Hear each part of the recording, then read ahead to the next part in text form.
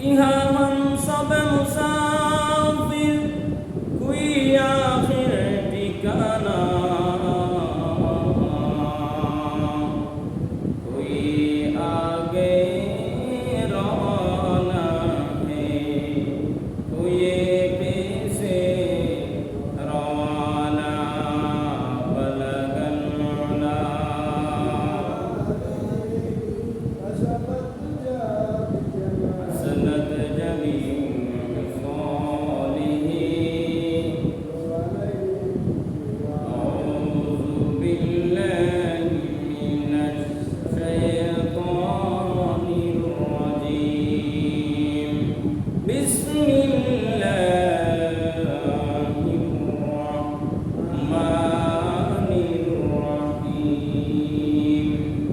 يوم يفر المرء من أخيه وأمه وصاحبته وبنيه صدق الله العظيم وصدق رسوله النبي الحبيب الكريم الحمد لله شكرا لكثير وقرار رشد البارئ يا الله رب العالمين আমাদেরকে ভালো রেখে সুস্থ রেখে আল্লাহর ঘরখানায় কাবার কামল ফিরে এসে সে রবের গোলামি করার তৌফিক দিয়েছেন সে মহান রব্বুল আলামিনের আলিশান দরবারে শুকরিয়া আদায় করছি সবাই প্রাণ খুলে আওয়াজ দিয়ে করছি আলহামদুলিল্লাহ সাথে সাথে সালাম বিশ্ব মানবতার মুক্তির কান্ডারি মুক্তির দিশারি উম্মতের কান্ডারি নবী কি সরদার মদিনা কি তাজদার উম্মতের কান্ডার সৈয়দুল আম্বিয়া খাতামুন নবীন শফিউল মুজনবিন রাহমাতুল আশিকিন সিরাজুস সালিহিন আপনার আমার সবার প্রিয় পরিবার জুড়ানো মুহাম্মদ রাসূলুল্লাহ সাল্লাল্লাহু তাআলা আলাইহি ওয়াসাল্লাম সাথে সাথে স্মরণ করছি সমস্ত মনীষীদের রব্বুল আলামিনের দরবারে তাদের জন্য জান্নাতুল ফেরদাউস কামনা করছি যাদের রক্তের বিনিময়ে ত্যাগের বিনিময়ে ইসলাম আমরা পেয়েছি সেই সমস্ত সুহাদায়ে কেরামদের জন্য রব্বুল আলামিনের দরবারে জান্নাতুল ফেরদাউসের কামনা করছি সবাই বলছি আমিন আল্লাহ রাব্বুল আলামিন বলেন ইয়াউমা ইয়াফিরুল মারউ মিন আখিহি ওয়া উম্মিহি ওয়া আবিহি ওয়া সাহিবাতিহি ওয়া বানিহি রব্বুল আলামিন বলেন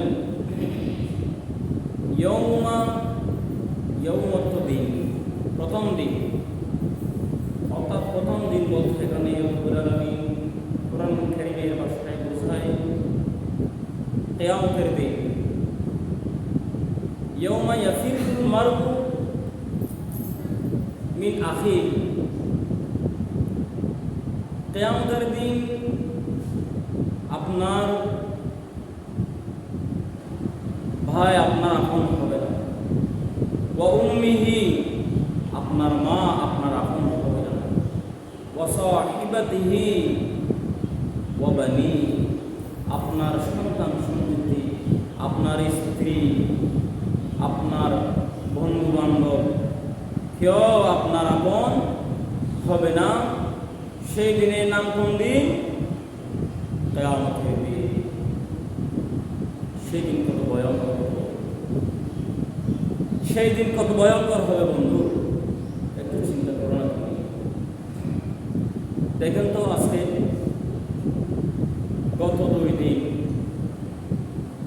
গত দুই দিন সূর্যের তাপমাত্রা সামান্য একটু বেশি পড়েছে গরম একটু সামান্য বেশি পড়েছে আমাদের এমনভাবে অস্থির লাগছে এমনভাবে আমরা অস্থির হয়ে যাচ্ছি যে পাখার নিচে বসেও শান্তি পায় না ফ্রিজে রাখা পানি খাওয়ার পরও শান্তি পায় না, যে রকম হোক না কেন করে না কেন গাছের ছায়ার নিচে বসেও শান্তি পায় না। ওই সামান্য একটু রব্বুল আলামিনের হুকুমে সূর্যের তাপমাত্রা সামান্য একটু বেড়েছে, সামান্য, এটা কত সামান্য। আল্লাহর কোরআনে বলেন সূর্য দুনিয়া থেকে 9,30,00,000 মাইল উপরে সূর্য, আবার সূর্যের মধ্যে রয়েছে 12টি মুখ। একটু ভালো করে লক্ষ্য করুন।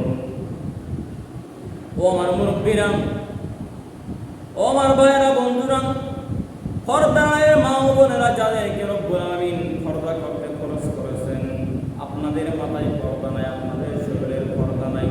যেই মুরব্বীদেরকে বয়সে বয়সে মসজিদ দেখা যায়, সেই মুরব্বীদেরকে মসজিদে দেখা যায় না।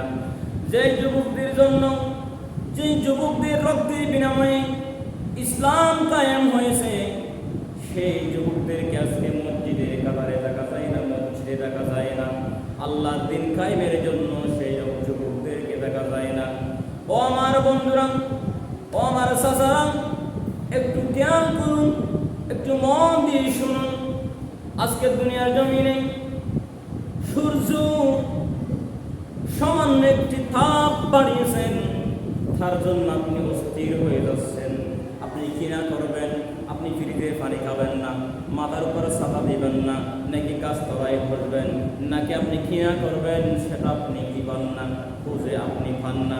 কিন্তু কিয়ামতের ময়দানে ওই সূর্যটি আপনার মাথার, কোরআনে বলেন 100 বা 1 বিঘত মাথার উপরে সূর্যটি আসবে। সূর্য মাথার 1 বিঘত উপরে এসে আপনার দাঁড়িয়ে যাবে। আজকে দুনিয়ার জমিন থেকে 9,30,00,000 মাইল উপরে সূর্য অবস্থান করে বন্ধু। তাও আবার সূর্য মুক্তি নিচের দিকে দেয় না, সূর্য দেয় তার মুক্তি উপরের দিকে দিয়ে আসে। আবার সূর্যের মধ্যে 12টি মুখ রয়েছে, একটি মুখও নিচের দিকে দেয় নাই, একটি মাত্র ফিট নিচের দিকে দিয়েছে সূর্য। আবার সেই সূর্যের মধ্যে আছে 1,00,000 ডিগ্রি সেলসিয়াস তাপমাত্রা, সেখান থেকে লক্ষ ভাগ করে, আবার লক্ষকে 1,00,000 ভাগ করে, আবার 1,00,000কে 1,000 ভাগ করে, 1,000 ভাগকে আবার 100 ভাগ করে। 1 ভাগও দুনিয়ার জমিনে দেয় না, অর্ধেক ভাগও দুনিয়ার জমিনে দেয় না।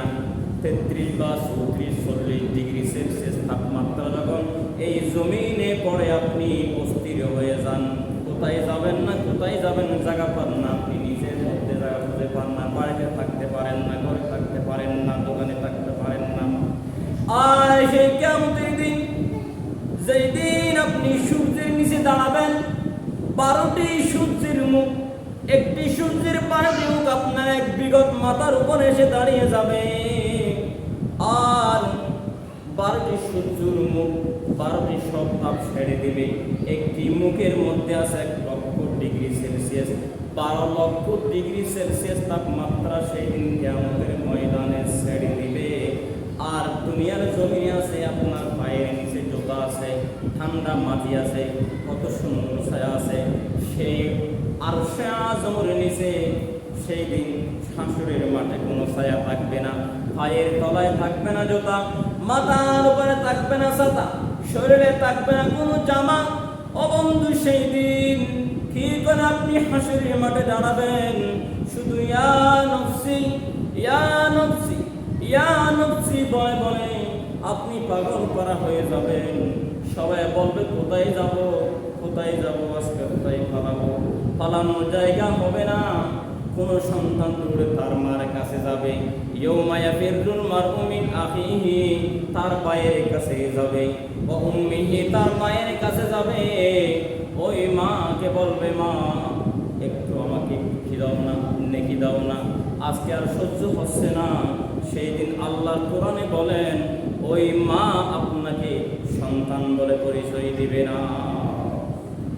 দুনিয়ার জমিনে সন্তানের জন্য মা জীবন দিতে পর্যন্ত প্রস্তুত। অনেক মা দুনিয়া থেকে চলে গিয়েছে, ডেলিভারি রোগী সন্তান দুনিয়ার জমিনে আসবে, কিন্তু ডাক্তার বলে মাকে বাঁচাইলে সন্তান বাঁচবে না, সন্তানকে বাঁচাইলে মা বাঁচবে না। কিন্তু মা বলে, এই কথা মা শোনার পরে ডাক্তারকে বলে, ডাক্তার আমার সন্তানকে আপনি দুনিয়ায় রাখেন, আমি মাকে আপনি দুনিয়া থেকে বিদায় করেন, তবু আমার সন্তানকে আপনি দুনিয়ায় রাখেন। এই মা দুনিয়ার জমিনে আপনার জন্য জানতে প্রস্তুত হয়েছিল, কাল কিয়ামতের ময়দানে সেই মা বলবে দুনিয়ায় আমার কোনো সন্তান ছিল না। সুবহানাল্লাহ।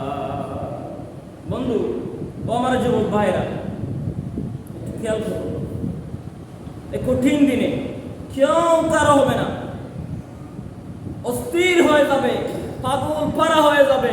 নবীরা পর্যন্ত সবাই আরশ আজমের নিচে, আসমানের নিচে, সূর্যের নিচে, সূর্যের গরমে অস্থির হয়ে যাবে, পাগল পারা হয়ে যাবে, কাঁদবে, দৌড়াবে। সেই দিন শুধুমাত্র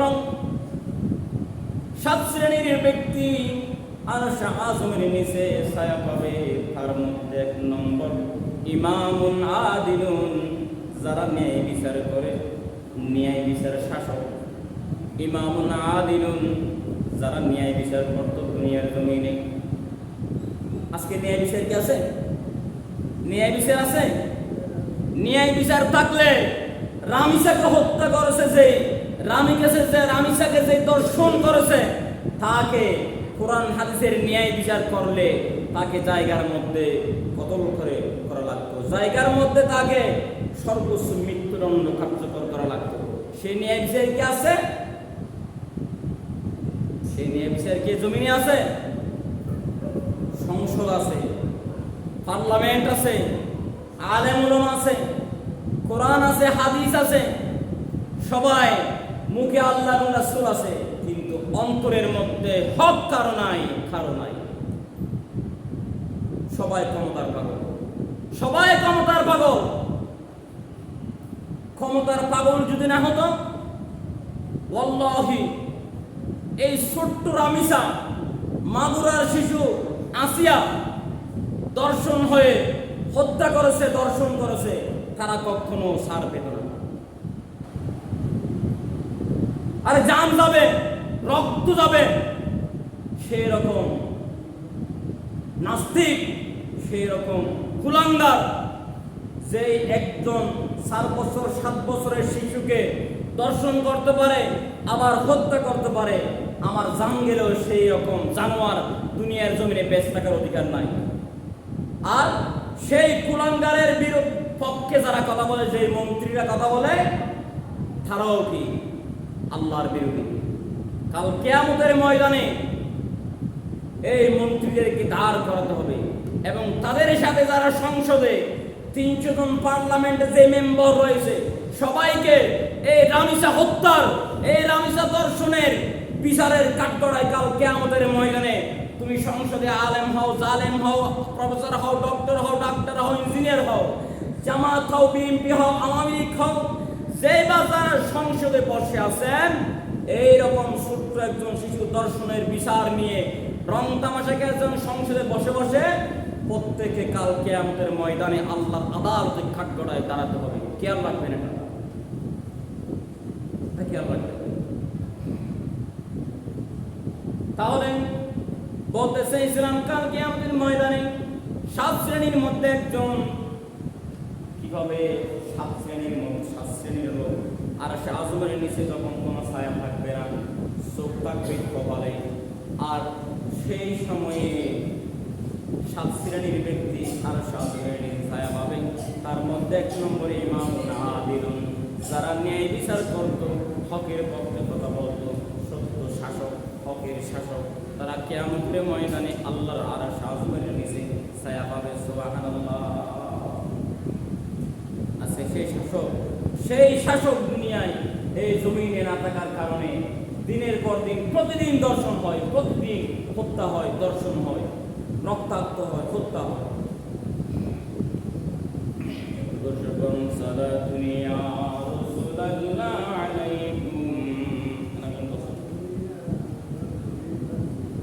রহমাতাল লিল আলামিন ইয়া রাসূল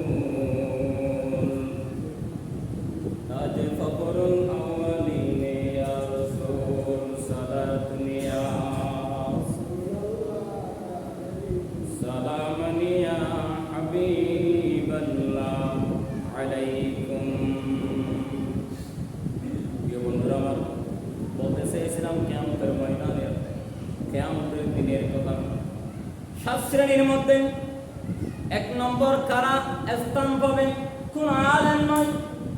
আল্লাহ আমার রাসূল পাক সাল্লাল্লাহু আলাইহি ওয়াসাল্লাম কিয়ামতের ময়দানে যারা 7 শ্রেণীর লোক আর 7 শ্রেণীর ছায়া পাবে, সেখানে কোনো নবী রাসূলের কথা বলে নাই, কোনো বুজুর্গের কথা বলে নাই, কোনো আলেমের কথা বলে নাই। এত বেশি প্রাধান্য দিয়েছেন সত্য নিয়ে বিচারককে। আল্লাহ আরশ আসমানের নিচে 1 নম্বর যারা স্থান পাবে তারাই হবে সত্যিকারের ন্যায় শাসক, ইমামুন আদিল।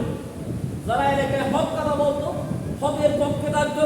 একজন এখানে যেমন ধরেন মসজিদের আশেপাশে গান বাজনা করে, সেটা কেউ বাধা দেয় না। এই বাধা যিনি দিবে তিনি সত্য একজন ন্যায় বিচারক, তিনি হকের পক্ষে। সেই কিয়ামতের ময়দানে আরশ আসমানের নিচে আল্লাহ রহমান রহিমের ছায়া পাবে। মসজিদের আশেপাশে যার মন যেমন চাই তেমন করবেন, কেউ বাধা দিবেন না। প্রত্যেককে কিয়ামতের ময়দানে এই পাপের একজন যিনি পাপ করেছে তার সমান পাপের অধিকারী আপনি হবেন, যিনি বাধা দিবেন না।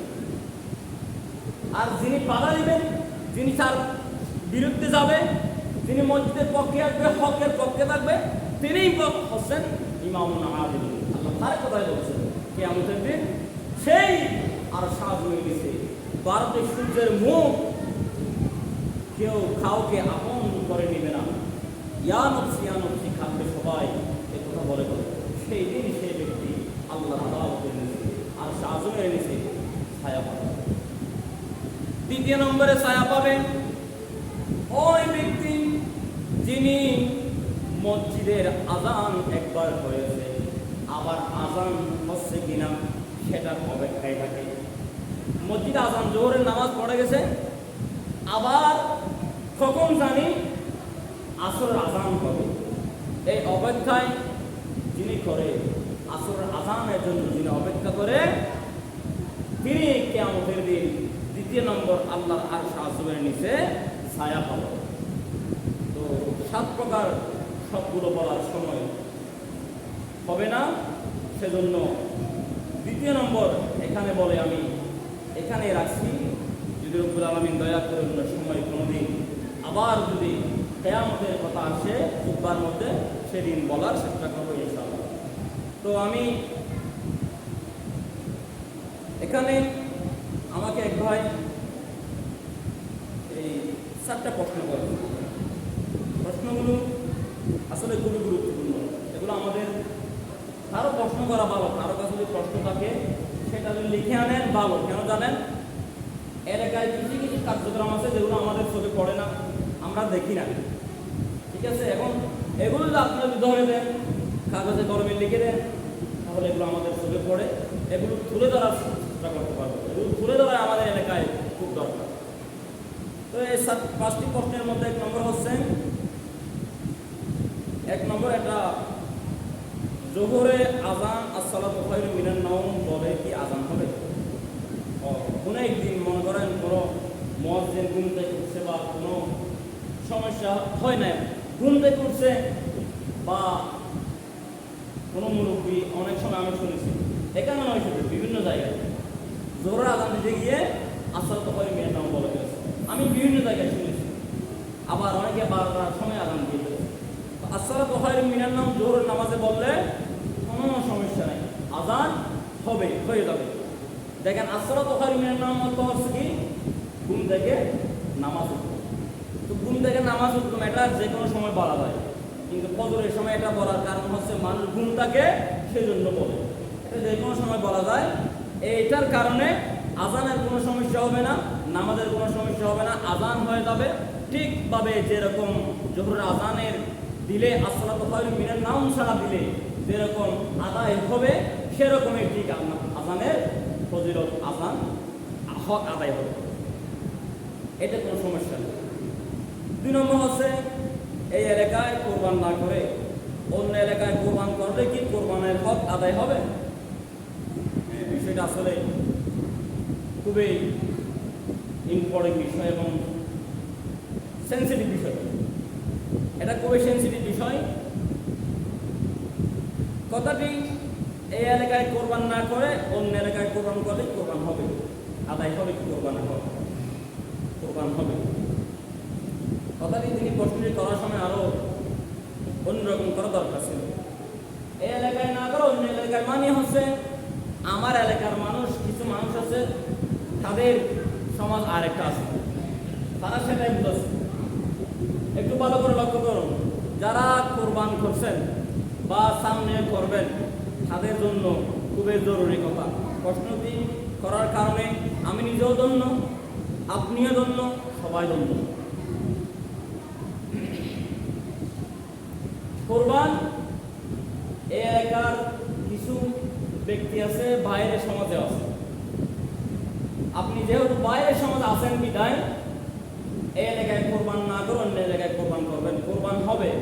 কিন্তু যদি আপনি যেই সমাজে কোরবান করছেন, আপনার এই সমাজে আপনি আজকে 15 বছর 20 বছর ধরে এই সমাজে বাস করেন, আপনি এই সমাজকে হকদার মনে না করে, এই সমাজকে আপনি প্রাধান্য না দিয়ে, শুধুই আপনি যেই সমাজ থেকে আসছেন, এই সমাজে আছেন বিদায় এই সমাজকে প্রাধান্য দিয়ে কোরবান করলে কোরবান হক আদায় হবে। ক্লিয়ার কথা? আপনি যদি কোরবান করে থাকেন, আপনি যতটুকু বস্তু পেয়েছেন ওই সমাজে যতটুকু দিয়েছেন এই সমাজে এতটুকু দিতে হবে। ওই সমাজের বুজুর্গকে যত দিয়েছেন এই সমাজের বুজুর্গকে এত দিতে হবে, এই সমাজের মানুষকেও এতটুকু দিতে হবে। দোনো সমাজকে আপনার গুরুত্ব দিয়ে একই সমানে বন্টন করতে হবে। কোরবান থেকে আপনার মাংস থেকে টাকা থেকে, তাহলে আপনার কোরবানের হক আদায় হবে না। কোরবানের হক আদায় হবে না, বুঝতে পাওয়া হবে। বুঝতে পারছেন? এটা করার বিষয় আমার এলাকার অনেক ভাইদের মনে দুঃখ আছে। এটা কিন্তু খুব দুঃখ নিয়ে করছেন। কেন আপনি এটা করবেন? এই সমাজ আপনার, এখানে আপনার মসজিদ, এখানে আপনার কবরস্থান, এখানে আপনার সুখ দুঃখ সব যে এই সমাজে হয়, এই সমাজের মানুষ আপনার দেখে আপনি কোরবানের দিন আপনি আপনার সমাজ ছেড়ে আপনার অন্য সমাজ এটাও আছেন, এই সমাজকে প্রাধান্য দিবেন। আপনি এই সমাজকে প্রাধান্য দিবেন না, এই সমাজের হক দিবেন না। কোরবানের বিষয়টা ভিন্ন, আপনার কোরবান হবে কি না আমি জানি না, নাও হতে পারে কোরবান। কেন জানেন? কোরবানের বিষয়টা যাকাতের বিষয় নয়, ভিন্ন। সমস্ত ইবাদত থেকে কোরবানের বিষয়টা, কোরবানের ইবাদতটা পার্থক্য আছে, ভিন্ন। এক জররা পরিমাণ এদিকে দিক করা যাবে না, সেই বিষয় হচ্ছে কোরবান। নামাজের বিষয়ে এদিকে দিক হয়েছে, আল্লাহ সুবহানাহু ওয়া তাআলা রহমানুর রহিম বলেন, নামাজ ভুল করেছো বান্দারা, যেহেতু ভুল করে ফেলেছো আবার একটা সিজদা দিয়ে তুমি যে ছোট্ট আমি রবের কুদরতি কদমে মাফ দিয়ে নাও, আমি নামাজ যা ভুল হয়েছে মাফ করে দেবো। 4 রাকাত নামাজে ভুল করেছেন, লাস্টে এসে একটা সুহু সিজদা দিয়ে আপনার নামাজকে আল্লাহ কবুল করেছেন রহমানুর রহিম। কিন্তু সেভাবে অনেক বিষয় আছে ইবাদত যেগুলো আল্লাহ সুবহানাহু ওয়া তাআলা বিভিন্ন ভুল ত্রুটিগুলো আবার সংশোধন করার মাধ্যম করে দিয়েছে। বিবাহ ভেঙে দিয়েছে, আবার সংশোধন করার মাধ্যম করে দিয়েছে। কিন্তু কোরবান যিনি আপনি করেছেন, এক বিন্দু পরিমাণ এদিকে দিক করেছেন, সংশোধন করার কোনো আর কি নাই, মাধ্যম নাই। আপনার কোরবান দুষ্টকাওয়া হয়ে গেছে, আপনি দুষ্টকাওয়ার জন্য করছেন, কোরবান হয় নাই। ক্লিয়ার কথা? আপনি এখানে কোরবান যেখানে করেন না কেন, ওই সমাজে করলে এই সমাজও আপনাকে ওই সমাজও যতটুকু দিয়েছেন এই সমাজও, ক্লিয়ার কথা, এই সমাজে এতটুকু দিতে হবে। ওই সমাজের হুজুরে 1 টাকা দিয়েছেন, এই সমাজের হুজুরে 1 টাকা দিতে হবে। ওই সমাজের হুজুরে 500 টাকা দিয়েছেন, এই সমাজের হুজুরকে 500 টাকা দিতে হবে। ওই সমাজের মানুষকে 10 কেজি বস্তু দিয়েছেন, এই সমাজের মানুষকে 10 কেজি বস্তু দিতে হবে, না হয় কোরবান হবে না। ক্লিয়ার কথা? 3 নম্বর বলছেন খরচ থাকলে এই কোরবান হবে। খরচ থাকলে কোরবান কেন হবে না? কে বলছে আপনার খরচ থাকলে কোরবান হবে না? আমার সম্পত্তি আছে, খরচ আদায় করার মতো তৌফিক আছে, খরচের নাম দিয়ে কোরবান করলাম না, এটা হচ্ছে বকিল। খরচের নাম দিয়ে আমার খরচ আছে বেশি, অথচ খরচের চেয়ে আপনার ওই খরচ শোধ করার মতো ডবল সম্পত্তি আছে, তখন আপনি খরচের নাম দিয়ে কেন কোরবান করবেন না? এটা হবে না। যে ব্যক্তির সামর্থ্য নাই তার খরচ করে কোরবান করার কোনো দরকার নাই। যার সামর্থ্য আছে হক হালাল টাকা খরচ নিয়ে কোরবান করো, 100 বার করতে পারবে। সুদের টাকা নিয়ে নয়, কিস্তি থেকে নিয়ে নয়, সব টাকা নিয়ে 100 বার খরচ নিয়ে কোরবান করতে পারবেন, যদি আপনার এই খরচগুলো পরিশোধ করার সামর্থ্য থাকে। যদি কর্জ পরিশোধ করার সমর্থ থাকার পরে না করেন, আল্লাহর কাছে গুনাহগার হবে, ওয়াজিব লঙ্ঘন হয়ে যাবে, আল্লাহর কাছে গুনাহগার হবে। 5 নম্বর হচ্ছে আর্জেন্টিনা ও ব্রাজিলের দল করা যাবে কি এই সময়ে? এখন আর্জেন্টিনা ব্রাজিলের খেলা মনে হয় কিছুদিন পরে শুরু হবে নাকি এখনো চলে? ক্লিয়ার কথা, কোন মুসলমানের ছেলে আর্জেন্টিনা ব্রাজিল দল করাতে পারবে না। এত দল আছে, দল আরো নাই, সৌদি আরব নাই, আরব আমিরাত নাই, ওমান নাই, মুসলমানের অনেক কান্ট্রি আছে। আমার মুসলমানের সমাজ যুবক ভাইরা আরব সমাজগুলো মুসলমানের দেশগুলো দেখে না, আর্জেন্টিনা ব্রাজিল নিউমার মেসি করতে করতে অনেক ছেলে প্রাণ পর্যন্ত দিয়ে ফেলে।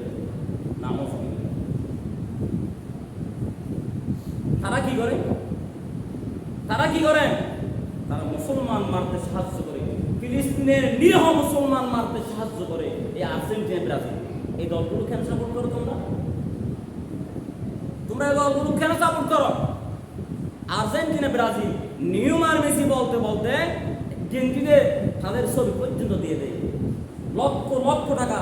নিজের মাকে বাদ দেয় না, নিজের মাকে নিজের বাবাকে বাদ দেয় না, পরিবারে কত অশান্তি, কিন্তু লক্ষ টাকা খরচ করে এমনি আর্জেন্টিনা ব্রাজিলের পতাকা পর্যন্ত তুলে ফেলে বড় বড়। আবার তারপরে বলে কি আর্জেন্টিনা আগামীকাল আর্জেন্টিনার যদি হয় গোল না খায়, আর্জেন্টিনা যদি কি যায় জিতে যায়, আমি কালকে বিরিয়ানি দেখছি নিজের খানে শুনেছে। কি মুসলমান তুমি মুসলমানের বাচ্চা হয়ে, মুসলমানের ছেলে হয়ে কখনো তুমি আর্জেন্টিনা ব্রাজিল নিউমার মেসি করতে পারো না।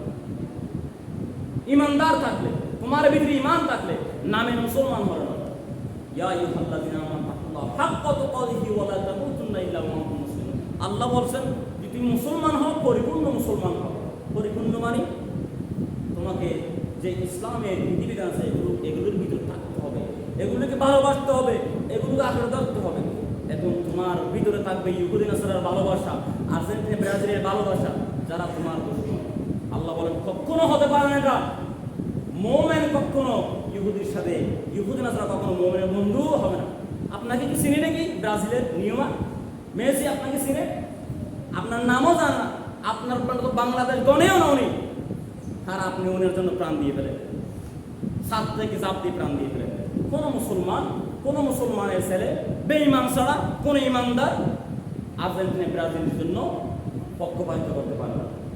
সম্মানিত যুবক ভাইয়ের, আমার যুবক ভাইদের অবদান ইসলামের সূচনা লগ্ন থেকে পর্যন্ত এ পর্যন্ত বদরের যুদ্ধ, প্রথম যুদ্ধ, এই যুদ্ধ থেকে শুরু করে আপনি ইতিহাস দেখলে, কোরআন হাদিস দেখতে পাবেন যুবক ভাইদের অবদান ইসলামের জন্য। সেই যুবকের মাধ্যমে ইসলাম পৃথিবীতে প্রসারিত হয়েছে। আমির হামজা রাদিয়াল্লাহু তাআলা আনহু রাসূলের চাচা, যুবক, জিহাদের ময়দানে, উহুদের ময়দানে জীবন দিয়েছে। এরকম অসংখ্য যুবকরা ইসলামের জন্য জীবন দিয়ে, রক্ত দিয়ে ইসলামকে পৃথিবীর রন্ধ্রে রন্ধ্রে পৌঁছে দিয়েছে। আজকে সেই যুবক নাই, সেই ওমর নাই, সেই খালিদ নাই, সেই রকম ওমর খালিদ প্রয়োজন। আমার যুবক ভাইদেরকে আমি অনুরোধ করব, আপনারা ইসলামী আন্দোলন বা ইসলামের পক্ষে কথা বলুন। যারা যেই ইসলামের যে কোনো দলের ভিতরে আপনি ঢুকে যান, শুধু আপনাকে বলবো না শিবির করেন, জামাত করেন, ওইটা করেন, ইসলামিক দলের ভিতরে আপনি ঢুকে যান, ইসলামিক দলের ফরম পূরণ করেন, আপনি দেখবেন আপনার ভিতরে একটা মনুষ্যত্ব আপনার ভিতরে চলে আসবে, শান্তি চলে আসবে, আপনি দেখবেন আপনি অনেক শান্তি পাবেন। যুবক ভাই দেখবো আল্লাহ রব্বুল আমাদেরকে আল্লাহকে দেখে, নবীকে ভালোবাসে, আউলিয়া কেরামের পতাকার তলা থেকে মা বাবার খেদমত করে, মানব সেবা করে।